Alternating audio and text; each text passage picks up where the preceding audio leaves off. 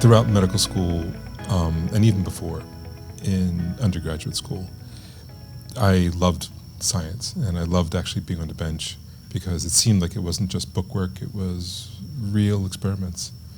Conducting in petri dishes, you're not looking at someone else's work, you're actually making your own work. So as we developed clinical practice, all those years of research experience, it was beginning to miss it, and I wanted to sort of go back in the laboratory, at least have that part of my career going forward. That was important to me. So after graduating, did my training up at Yale, stayed there for 5 years, and then went on to the Johns Hopkins Hospital where I continued my surgical training, and I stayed on staff, in part because they had a great research project over there. And then when I went into private practice, it was a component of my life that was there for many, many years, and I missed it. So when Eva and I first began talking about the human microbiome and what was known, and more importantly, what was not known, that was a strong driver for me, why I wanted to go into this area. And lastly, or also, is that, as physicians, we often use only those things that we were trained specifically to do. And I thought we could do better than that. I thought we could actually advance both science as well as also clinical application. And the human microbiome seemed to be a really good vehicle by which we could do that, because it's right there in front of us.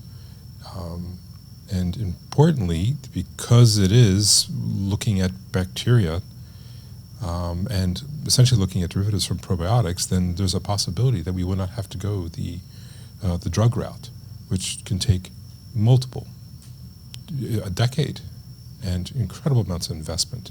So I thought here that this would offer us then the opportunity to have a chance to get to market and make a difference in our lifetime. I'm Dr. Eva Berkes. I am a clinically trained allergist immunologist, and one of the first times I thought about creating something that truly didn't exist to improve health, it came up because of a question from the mother of a patient. She was looking for something to help her child get better control over his eczema. And she had been doing some reading. This is over 10 years ago. She was really reading some new stuff on how probiotics might be able to help recondition or remind the skin how to be healthy. And I thought, I don't really know much about that. Right. We didn't talk about that in my fellowship at Scripps Clinic. Right. We didn't talk about it at University of Florida, where I went to medical school or did my internal medicine residency, because that concept was relatively new. So when I say that concept, I'm referring to try to improve health, human health, by looking at some of the tools that we didn't realize were there, which are namely, for example, the potential trillions of microbes we have that actually help keep us healthy on a day-to-day basis. So that's the human microbiome. And I thought, well, there's a lot of room for improvement here.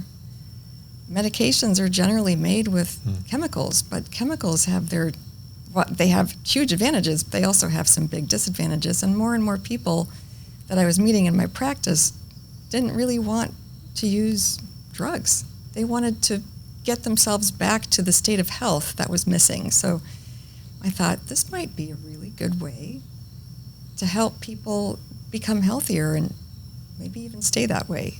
And that was kind of my first foray into the concept of human microbiome, health-promoting compounds, health-promoting microbes. Yeah. And it's evolved from there because there's so much you could use it for. Yeah. I remember at some point we also talked about the idea that the human microbiome potentially is the largest and most powerful organ that we have on us.